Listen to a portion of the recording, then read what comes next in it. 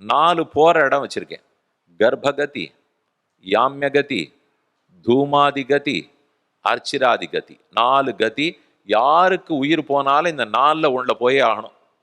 ஒருத்தனுக்கு உயிர் பிரியறதுனால் இந்த 4 மார்க்கத்துல போனதெல்லாம் கட்டோபனிஷத்திலே நச்சிகேதஸ் யமதர்மராஜன் 2 பேரும் பேசிக்கிறா. ஓஹோன்னு கதை. கதை எல்லாம் இருக்கிறத பத்தியே கதை இல்லை. இந்த ஆத்மா புறப்பட்டுட்டான் பாருங்க, இதுக்கப்புறம் என்ன ஆறுதுன்னு அவனுக்கு தெரிஞ்சுக்கிறதுக்கு ஆசை.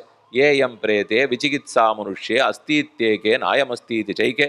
அப்புறம் இருக்குங்கிறா, இல்லைங்கிறா, போறாங்கிறான், போலேங்கிறான், எங்க போறான் அப்படின்னு யமன் வாசல்ல போய் நின்று நச்சிகேதஸ் கேட்கறான்.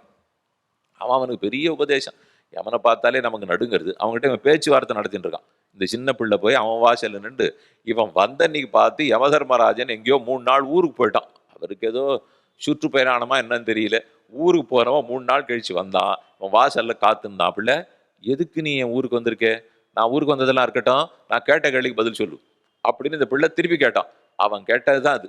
உலகத்திலே புறப்பட்டுட்டா ஆத்மா இங்கே போறதுங்கிறா, அங்க போறதுங்கிறா, எங்கேயோ போறதுங்கிறா, இருக்குங்கிறான், இல்லைங்கிறான், சரீரம் என்னாகும், ஆத்மா என்னாகும், இதெல்லாம் எனக்கு நீ சொல்லுனால் பெரிய கதை. அப்ப 4 மார்க்கம் சொல்லப்படுறது. முதல்து கர்ப்பகதி. கர்ப்பகத்தினாலும் விடுதலை. எதிலிருந்து? இந்த வாழ்க்கையிலிருந்து, இந்த பிறவியிலிருந்து விடுதலை. அவ்வளவுதான். இப்ப நான் 4 விடுதலை சொல்ல போறேன். 4மே விடுதலை தான்.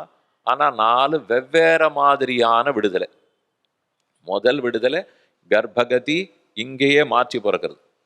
அடுத்தது யாமியகதி, ரொம்ப பாபம் பண்ணவன் நரகத்தை நோக்கி போறது. அதுக்கப்புறம் தூமாதி, நல்ல லோகத்துக்கு போவார், வசதியான லோகத்துக்கு போவார், போனவன் திரும்பி வரணும்.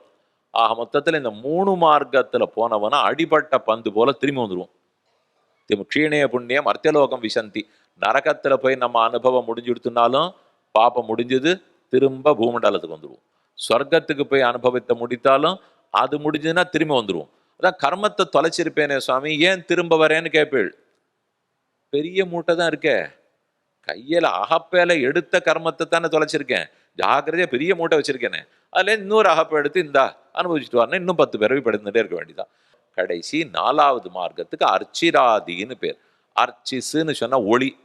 அர்ச்சிராதினால் ஒளி உலகத்தை முதல் உலகமாக கொண்டது. தூமாதின்னு சொன்னால் இருட்டை முதலாக கொண்டது. அர்ச்சிராதினால் ஒளியை முதலாக கொண்டது.